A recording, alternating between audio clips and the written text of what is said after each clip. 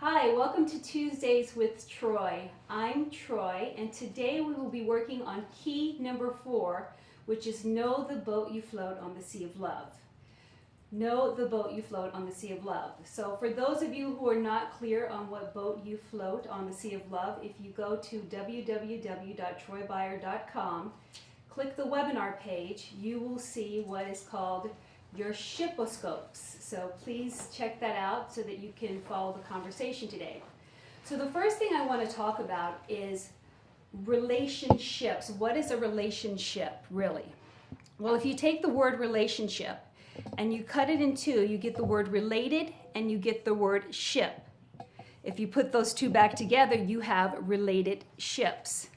So it's really important that you understand what ship you're journeying across the sea of love with, because you want there to be some sort of inherent relation or relatedness between your two ships.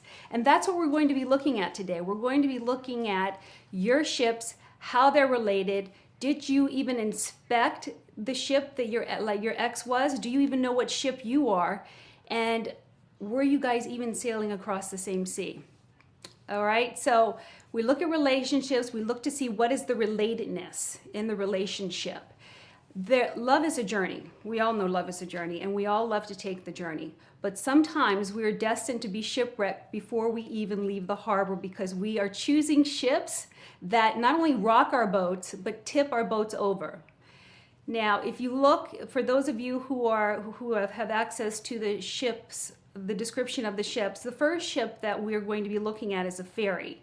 A ferry is a boat that's committed to community, it's committed to people, to taking people over large bodies of water. A ferry is someone who's really excited about helping someone get from point A to point B. So that's a ferry. Now, let's look at a speedboat, for instance. A speedboat personalities are very strong, they're very independent. Their motto is there is better than here. So they are always off, gone, running around, doing this, doing that. Speedboat personalities are powerful and they absolutely know how to produce results. But you can see how a speedboat trying to navigate the Sea of Love with a ferry is going to have a difficult time navigating the sea when those storms hit, because their skills are different. The way that they operate is completely different. Okay, so that's just an example of what I mean when I tell you that we're going to look at the compatibilities of the ships. And the reason why it's important to do this is because sometimes when you're in a relationship or you're at the end of a relationship, your relationship is over, you're so deeply immersed in that relationship still emotionally that you can't clearly see it. So my intention today is to actually pull you out of yourself, have you distinguish yourself as a ship, your ex as a ship, and then hold those two ships up next to each other, side by side, and look and see if there really was any compatibility in the first place, okay? So that's what we're going to do. Now, the other thing I want to accomplish during our conversation today is I really want you to be able to see what ship you are so that you can know what ship you will work best with. Because what happens, unfortunately, in relationships is that we continue to date the same person over and over again. The only thing different is his name, her name, his face or her face, but it's the same experience. So when you can start to realize what works best for you, you'll actually start drawing that towards you. Again, if you realize that you're a ferry, then you need to stay away from speedboats. And how do you know a speedboat is a speedboat? It will move like a speedboat, okay? You'll actually get to put those characteristics up against the guy or the girl and go, okay, that's a speedboat, I'm a ferry, that doesn't work, we'll be shipwrecked. Okay, so before I go any further, I just want to check in with Melissa. For those of you who are joining us today for the first time, Melissa will be taking your questions, and I invite all of your questions. And so, hello, Melissa. Hello, Troy. Hi. And hello, everybody. Thank you for tuning in. Great, okay. Okay, so you get what you inspect. That's what I want to talk about first. You get what you inspect. Most people think the saying goes that you get what you expect. You get what you inspect. So when you look at the ship vessel that best represents your ex, did you inspect the way that your ex was designed? Did you look to see, okay, are there any holes here? Were there any holes there? Is there something I stepped over? I've been recently working with one of my clients, and there were some definite holes in his ship before they left harbor. She was convinced that she would be able to repair those holes along the way. And of course that doesn't happen, because you go out into the ocean, you have holes in the ship, the water starts seeping through, then he starts drowning, she reaches over to stop him from drowning, and then before you know it, they're both 10 feet under. So it's really important that you start inspecting what you intend to get. What did you step over with your ex the last time? What did you think was okay, or what did you even think might change? A lot of times people get in relationships and they think, oh, this will change, that will change. Okay, here's the news. How your partner is in life, you need to be okay with that person, assuming that they will never change. Like, you got to just go, okay, if this person never changes again, I'm going to be absolutely 100% okay with that. All right, so it's really important to know that you will always get exactly what you inspect. The other thing that is important is that you start looking at yourself. Like, know how you float on the sea of love. Who are you? How do you work? What works for you? What doesn't work for you? What holes do you have on your ship? And what holes would you like to repair now that you're actually taking some personal inventory and you're looking at completing your relationship with your ex powerfully, such that you're left free? What holes do you need to fill for yourself? Like, what's missing? Take the time to do the work before you go out, okay? All right, so Melissa, do we have any questions? Actually, Troy, before we get to that, I was listening to you speak right now, and I was thinking, well, what if, say I meet a guy, and I'm inspecting him, and I like what I see. So I choose to navigate the sea of love with him. And then I find out later on, oh, wait a minute, things are a little different now. This is not what I saw when I inspected. I mean, am I seeing something wrong? Are there certain things I should be looking for? Well, that's a great question, Melissa. Thank you. You want to really become, a great inspector, because things don't show up later. Things are there. They're usually there right as you're leaving the harbor. You see it, it shows up. You'll get a sniff of it. Something will be off. And what we do is, because we're so desperate to embark on that journey with this particular ship, that we don't stop and go, okay, let me do some repair here. Now, that doesn't mean you can't go out to sea with this particular ship. But what it does mean is that you want to make sure that that person's holes are patched up. You want to make sure that whatever you're even sniffing during your inspection is not going to be full blown. Because for sure, once you get out on the ocean, that storm hits, you want to make sure you're with someone who navigates the storm in such a way that there is compatibility and there is ease that leads to your survival. Okay? So it sounds like there aren't really any mistakes then. I'm trying to, I guess, find an excuse for my bad inspecting. But the inspection at the beginning, if I'm present and I'm looking at this person that I'm looking at going out to sea with, really, it's my responsibility. Yeah, you have to do your homework. You have to just really do the work. You look. We're so desperate for love that the moment someone says something that we want to hear, we are ready to jump into a relationship. And this is the thing. We only get into relationships with people that we admire. Admiration is the access to love. The moment you admire someone, you are going to fall head over heels in love with them. That's just how it starts, admiration. So when something's off, it will have an impact on your level of admiration, and you'll feel it. It'll be like a little glitch. You'll absolutely feel it, but you'll want to keep pushing through in spite of it. Now, again, it doesn't mean that you can't continue on with this person. You just need to stop and do some work and clean up a little bit. That's all. Okay? All right, great, Troy. At this moment, we don't have any questions, okay, so go ahead. Okay, so how to get over your ex. That's what we're looking at. Well, once you know what your ex looks like. You get to see if you and your ex were compatible in the first place, right? Because that's the most important thing. Chances are your ships weren't compatible. So now what there is to do is to look and see, how do you get over your ex? What is there to do next? That's what we all do. We go, okay, how do I get over this? How do I get over this? Looking to see how you get over your ex is not going to provide any access for you to getting over your ex. How is not how it happens. I want you to start looking to see what there is to get over. What, not how. How is an instruction manual. What is a series of questions that will actually offer you some reasons that will lead to insight and a deeper understanding.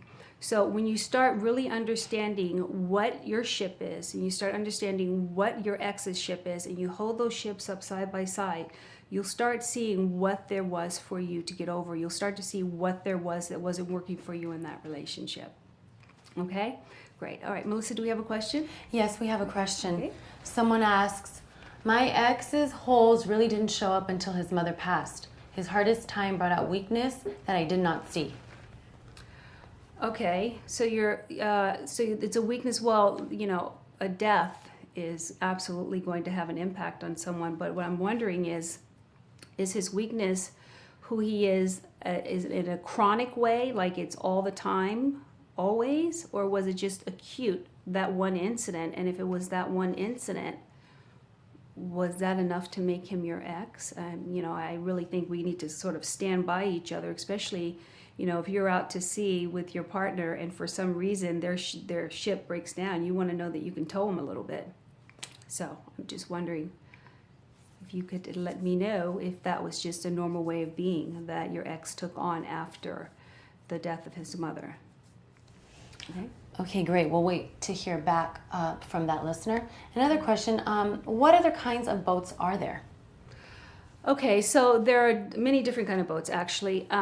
If you go to www.troybyer.com and click on the webinar page, you'll get a complete listing of all the characteristics of the boats. But for the meantime, what I will do, and for those of you who have the book at home, you can follow along with me. It's Know the Boat You Float, key number 4, and that's on page 47. And the first boat that we have listed in the book is a dinghy. Now, initially, when you hear that, you're going to think, okay, I'm not a dinghy, I don't want to date a dinghy. But dinghies are adorable, okay? Dinghies are here to rescue. That is their purpose. They look to save people. They wake up looking, how can I save the day? They're the ones that rescue the cats and the dogs and this and that. They're rescuers, true and through. Now, here's the downside to a dinghy. Once they save you, that's about as good as it gets. I mean, really, it's going to take a lot of pushing because they're then just designed to float and wait for someone to come and save both of you. Now, that could be okay if you just want to chill with your dinghy and sort of enjoy the stars and the moon. That's fine. But if you're looking for any adventure, your dinghy your dinghy will be a little challenge until someone else needs to be rescued. Okay. Yes, Melissa, do we have a question? Yeah, our listener that asked the first question said, during his grief, he didn't think I supported him enough, and he made the decision to make me his ex. Okay. All right. Well, if that's how you occurred for him, that's how you occurred for him. I think what you need to really look at right now, because this is going to be very important for you, is to look and see if you felt you did the best you could do for him.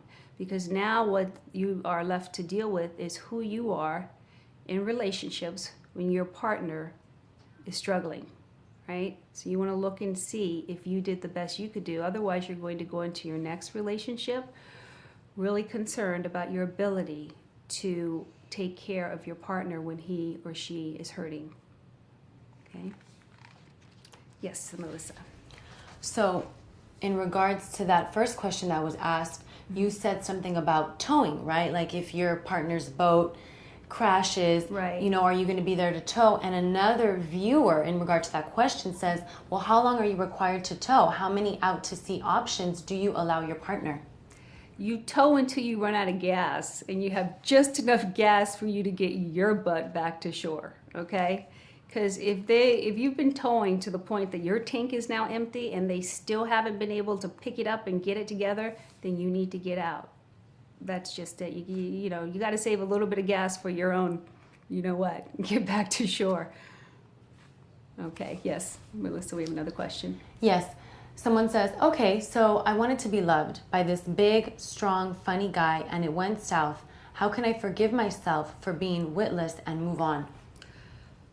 Okay, well, first of all, that's a how-to question, and I'll be happy to answer that, but I'd like you to go and find out what ship you are and find out what ship he is, and then when you hold those ships up against each other side by side, look and see what you find and let me know, okay? But go and look at the ships and see which one you are and see which one he is, and we'll talk from ships. I really want to commit this particular show to getting away from our personalities as we know ourselves and attaching ourselves to a ship so that we can see the boat that we float on the sea of love.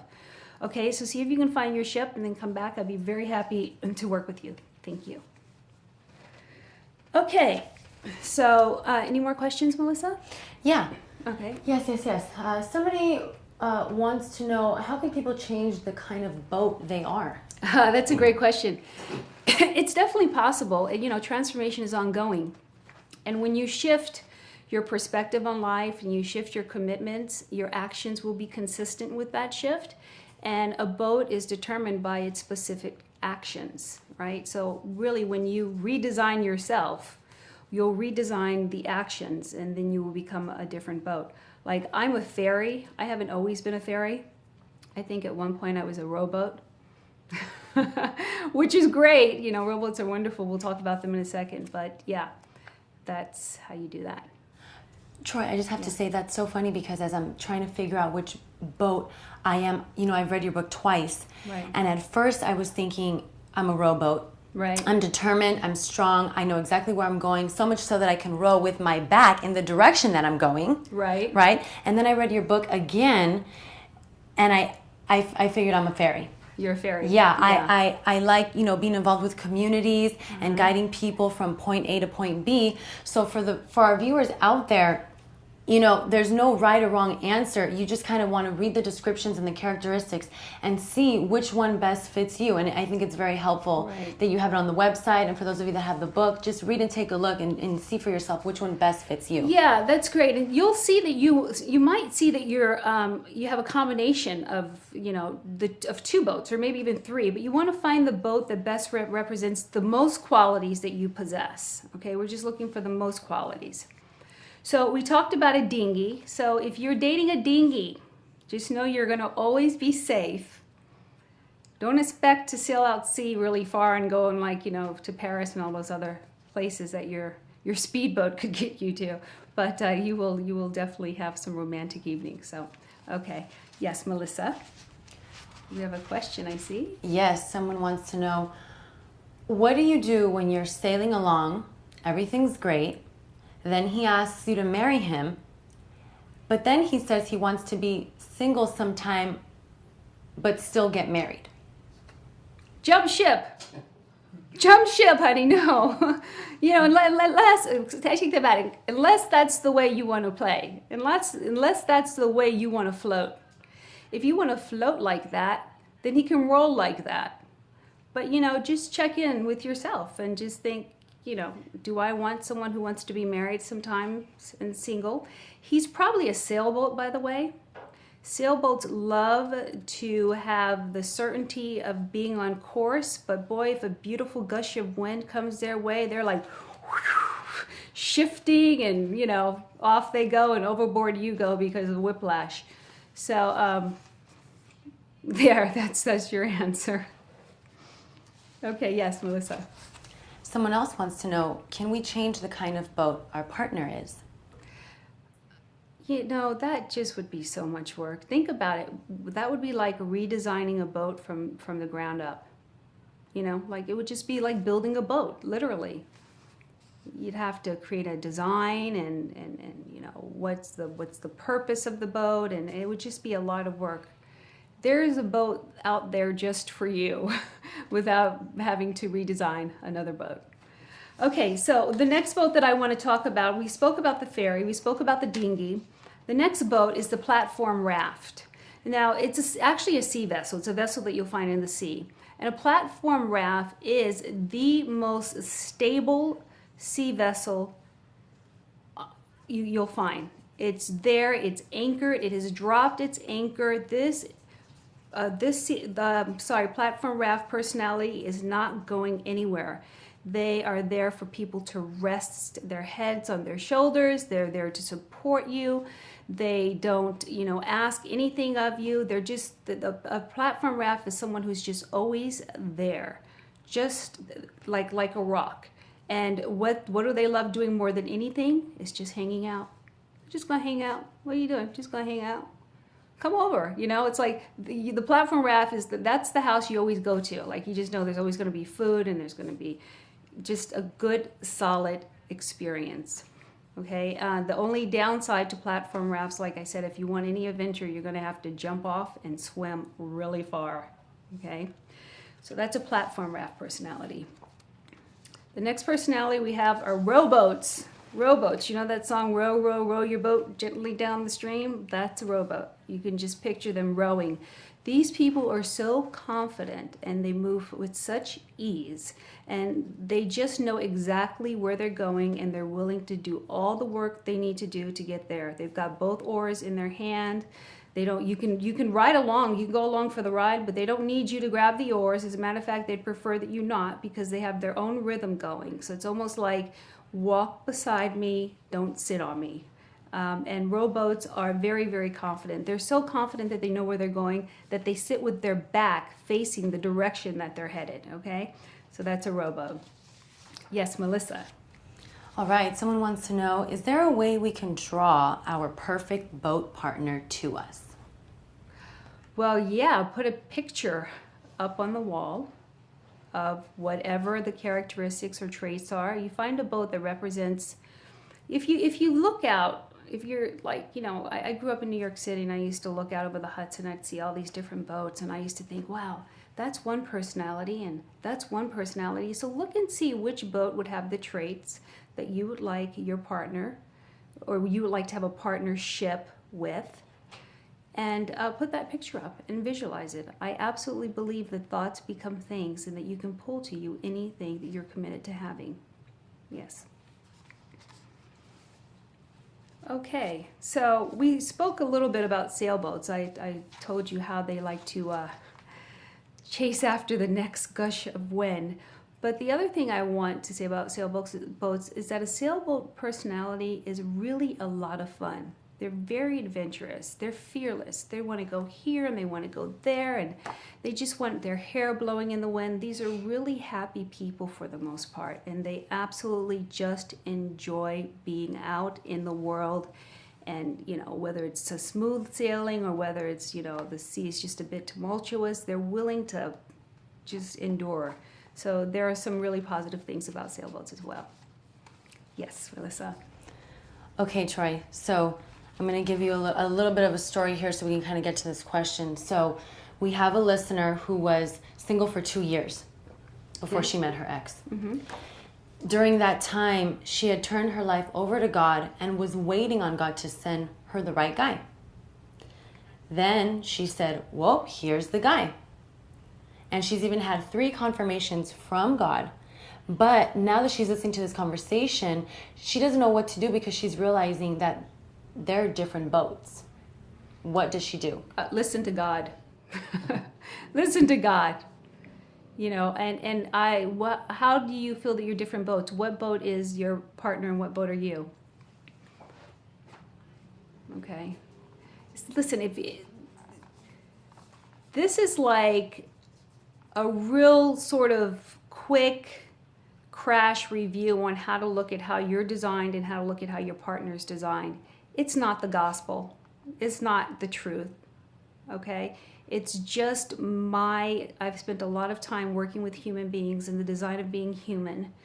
And I wanted to find a way that I can create distinctions so that people can see themselves without having to really look directly at themselves. Because again, sometimes we're so close to ourselves we can't see ourselves. So I created these distinctions called ships, sea vessels. Yes, Melissa, did you get a response? No, we're Okay. waiting on that Okay, let's listener. And listener, Ustreamer 3816. The question is, what boat is he and what boat are you?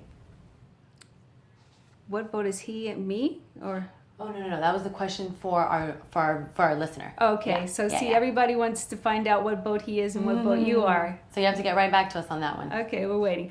Okay, in the meantime, let's go look at seaplanes. Now, that was an interesting choice when I was looking at assigning characteristics to these sea vessels. But seaplanes are relevant because they do exist and they're very special. And a seaplane's job is a seaplane personality loves putting out fires.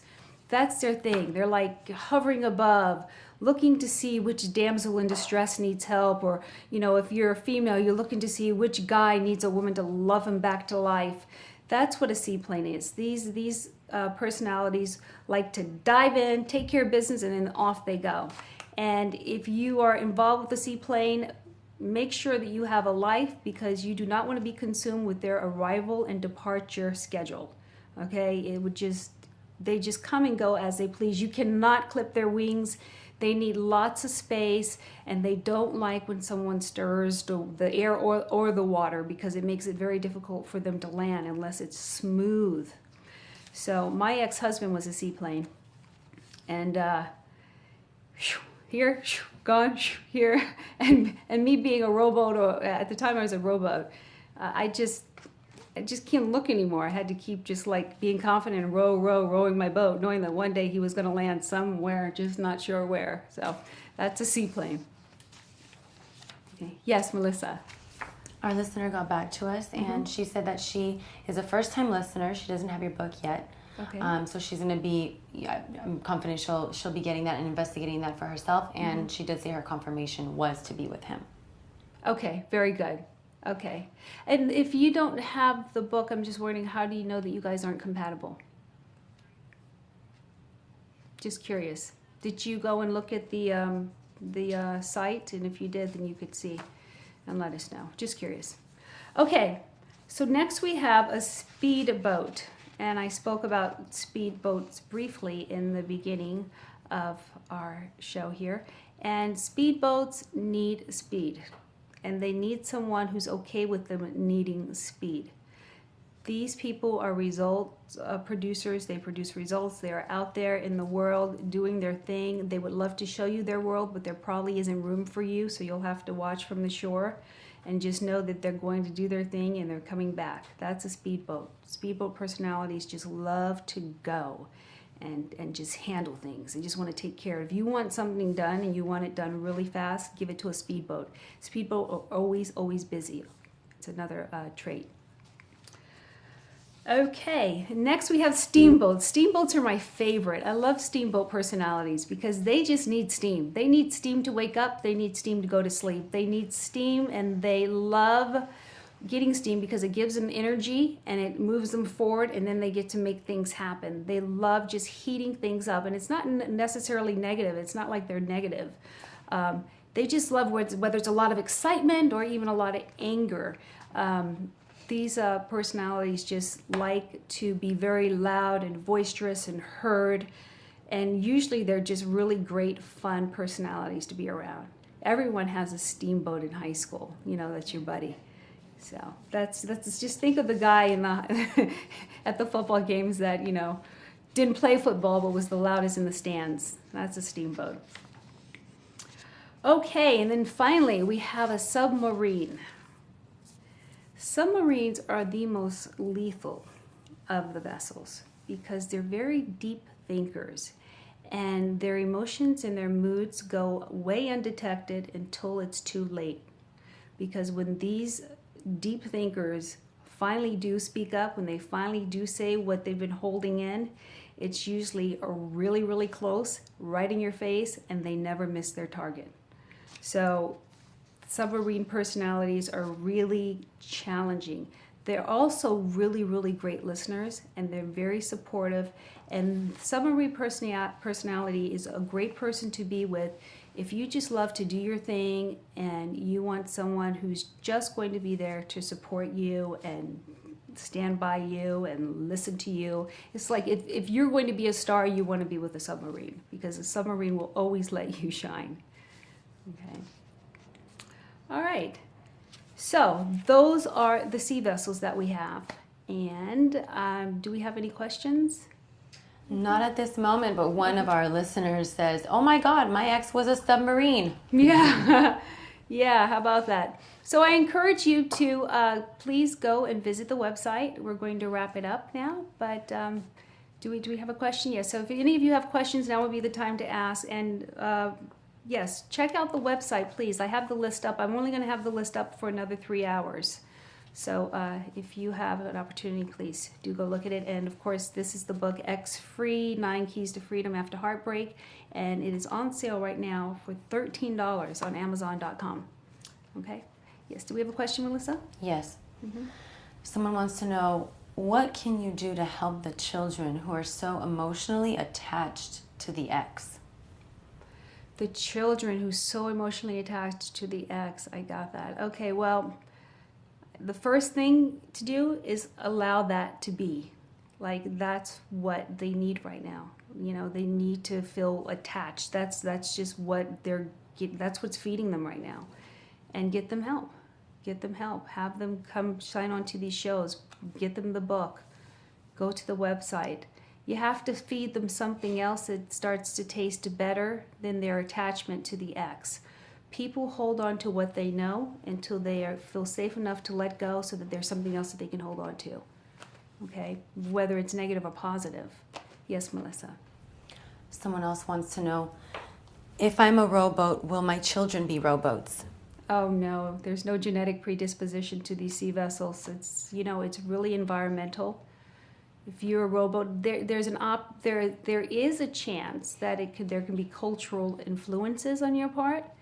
So if you are very slow and steady in the way that you function in life, your kids would start, you know, emulating you in that sense. But I don't even think there's a psychological correlation either. I think it's more cultural, excuse me, yeah.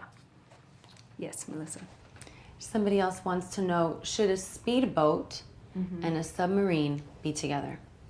You know, a speedboat and a submarine are wonderful together, because a submarine travels so deep below the sea level, or, you know, it's below. So the speedboat can just go crazy back and forth, zip, zip, zip, zip, zap. It does not take the submarine off course. So they're actually very good. Yes. Okay, someone else wants to know, what are the 2 best boat personalities to be together? I think there are no 2 best personalities that I know of. I can speak from my own experience. My best friend is a platform raft. I know that takes it out of the romance department, but she and I always joke around and say if she was a guy, we'd be married. So for me as a ferry, I love platform rafts, because they're just solid and always there, just kind of hanging out. And being a ferry that's into doing this and taking people here and there and blah, blah, blah, it's good to just be able to chill with my platform. One example of a couple that should not be together, however, is a steamboat and a dinghy. And you can just imagine why, right? All the dinghy wants to do is save, and all the steamboat wants to do is just blow hot air. And given that the dinghy is usually made out of plastic, it just starts melting. It can't deal with that, because it's so focused on saving, and it can't deal with the drama. It gets in the way of what their intention in life is. Yeah. Okay. Yes? Well, it looks like we've asked and you've answered all the questions. Okay. Wonderful. Well, I want to thank everyone for joining in today. And again, please visit the website at www.troybyer.com. There's lots of goodies there for you to check out. And thank you. And we'll see you next week. And also, I want to invite all of you to check me out. I'll be on the Steve Harvey Show tomorrow morning, which will be Wednesday. And that's at 9:30 Pacific time. So if you are up, please call in and say hi or check us out. Thank you. Yes. Do we have one more question? Oh, yes. One more viewer snuck in a question. Someone stuck in, okay. Yes, someone wants to, well, they want to say, first of all, they're a little scared to date right now. They try to meet she's trying to meet the right guy, but she seems to choose the wrong guy. How long of a break do you think it takes to get to that aha moment when you know exactly what you want and exactly what's right for you? You know what's interesting about an aha moment is they're not predictable. That's why they're ahas. So that's it. You know, it's just when it happens, it's going to happen. I don't know that there is any way to predict that. When you're ready, it's just like aha, and then the next word is wow, right? So you just have to stay present and stay in action. That's great, Joy. Thank you. And we actually do have another question. All right, as long as we have questions, I'm here. Awesome.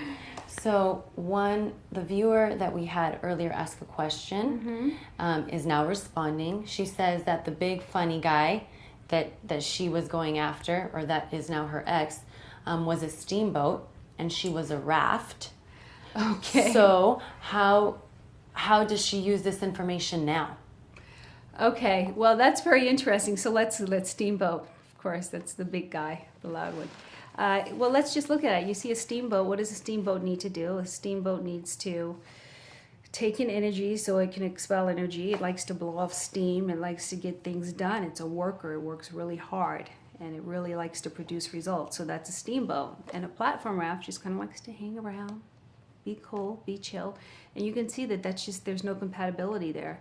And the other thing that's really challenging for a raft is that when a steamboat goes off and starts screaming, my advice is if you're dating a steamboat and they start going off, just duck, so you don't melt.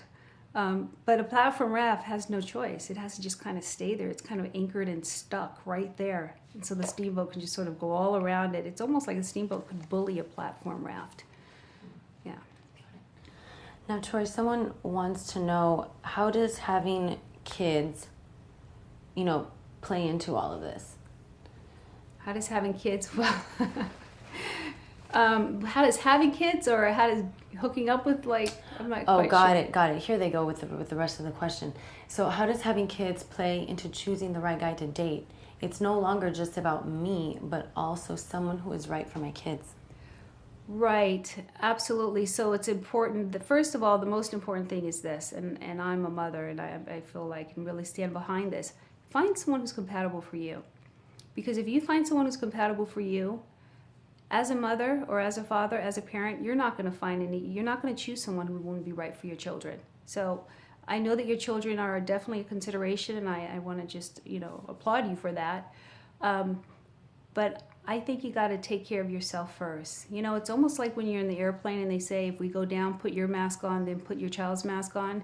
It's that kind of thing. Take care of you. Make sure that you're taken care of. And trust that you're not going to ever choose anyone to be around your children who's not worthy of that. Troy, I'd like to say something regarding what you said.